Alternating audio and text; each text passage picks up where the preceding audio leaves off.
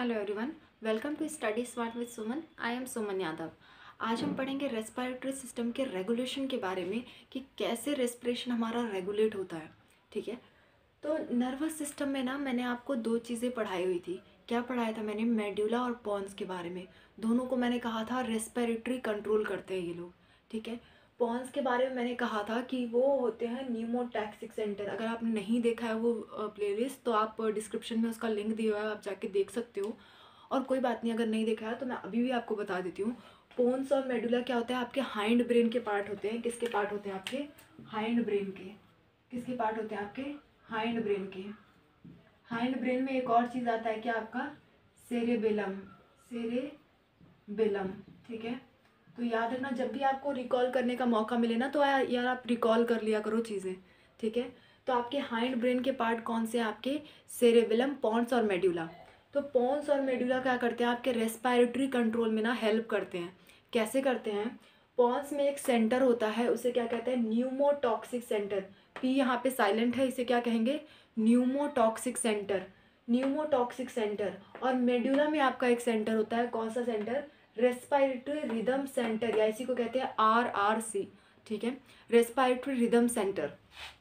ये क्या होता है? यही मेनली रिस्पॉन्सिबल होता है। अगर आपसे मैंने आपको जब नर्वस सिस्टम पढ़ाया था तब भी आपसे बताया था, अगर आपसे रेस्पिरेटरी कंट्रोल पूछे और आपको ऑप्शन ये दोनों दिया हो, तो आप टिक किसे करोगे? मेडुला को टिक करोगे, क्योंकि मेडुला ही मेनली रिस्पॉन्सिबल होता है रेस्पिरेशन करवाने के लिए। तो primarily responsible for respiration regulation. ठीक है, तो रेस्पिरेटरी रेगुलेशन के लिए मेनली इंपॉर्टेंट कौन सा? आपका मेडुला। पॉन्स क्या करता है? आपका पॉन्स क्या करता है? Can moderate function of RRC। मतलब कि इसके फंक्शन को मॉडरेट करता है ज़रूरत के हिसाब से। अगर आपको ज़रूरत है ना इसके फंक्शन को, जैसे आप भाग रहे हो, ठीक है, आपको ज़रूरत है जल्दी जल्दी सांस लेने की, ठीक है, तो वो वो जो ड्यूरेशन है ना उसको मॉड्यूलेट करता है। अगर रिड्यूस ड्यूरेशन ऑफ इंस्पिरेशन, जैसे आप भाग रहे हो, जल्दी जल्दी सांस लेना पड़ेगा आपको, तो ड्यूरेशन ऑफ इंस्पिरेशन घटाएगा, तभी तो आप जल्दी जल्दी सांस लोगे। तो ये काम किसका है? आपका पोन्स का है। ये आपका रेगुलेट करता है। ठीक है, ये रेगुलेट करता है RRC को एज पर नीड, अगर आपको ज़रूरत है। लेकिन नॉर्मली कौन फंक्शन करता है? आपका रेस्पिरेटरी रिदम सेंटर। इसलिए इसको मेनली रिस्पॉन्सिबल माना जाएगा रेस्पिरेटरी कंट्रोल के लिए। ठीक है, तो मेडुला का कौन सा part? Respiratory rhythm centre is mainly responsible for respiration control. और पोन्स का न्यूमोटॉक्सिक सेंटर क्या कहता है? Alter the rate of respiration. मतलब इंस्पिरेशन मेनली, कि आप सांस लेने की जो ड्यूरेशन है, जो आपकी रेट है, कितनी जल्दी ले रहे हो, कितनी देर तक ले रहे हो, इन सब चीज़ों को कौन रेगुलेट करता है? आपका पॉन्स, या फिर पॉन्स का क्या कहते हैं? Pneumotaxic centre. ठीक है, अच्छा, रेस्पिरेटरी रिदम सेंटर में ना इसके साइड में एक और एरिया होता है, उसे कहते हैं कीमोसेंसिटिव एरिया। ठीक है, कीमोसेंसिटिव एरिया। अब आपको पता कैसे चलेगा कि आपको अभी रिस्पायर करना है, अभी आपको इंस्पायर करना है, कब एक्सपायर करना है? तो ये पता लगाने के लिए आपका ये सेंटर होता है कीमोसेंसिटिव एरिया। ठीक है, कीमोसेंसिटिव एरिया क्या होता है? बहुत हाईली सेंसिटिव होता है। किसके लिए? आपके कार्बन डाइऑक्साइड के लिए और H+ आयन के लिए। जैसे कि मैंने आपको ट्रांसपोर्ट ऑफ गैसेस में पढ़ाया था, इन दोनों का बहुत मेन रोल होता है। ठीक है, ट्रांसपोर्ट ऑफ ऑक्सीजन और ट्रांसपोर्ट ऑफ कार्बन डाइऑक्साइड के लिए। वैसे ही आपका रेस्पिरेशन करवाने के लिए भी ना इन दोनों का बहुत मेन रोल होता है। ऑक्सीजन का कहीं रोल नहीं आता है, मेनली रोल इन्हीं दोनों का होता है, कार्बन डाइऑक्साइड और हाइड्रोजन का। ठीक है, होता क्या है कि कीमोसेंसिटिव एरिया जो है वो हाईली सेंसिटिव होता है इन लोग के लिए। मतलब कि ये जितना होना चाहिए उससे ज़रा भी बढ़ा तो इसको तुरंत सिग्नल मिल जाएगा। इसको सिग्नल मिलेगा तो ये रेस्पिरेटरी रिदम सेंटर के पास सिग्नल पहुंचाएगा कि ये चीज़ें बढ़ रही हैं। ठीक है, तो रेस्पिरेटरी रिदम सेंटर फिर अकॉर्डिंग जैसा उसकी सिचुएशन रहेगी उस हिसाब से चेंज करेगा और इन दोनों को बाहर निकालेगा।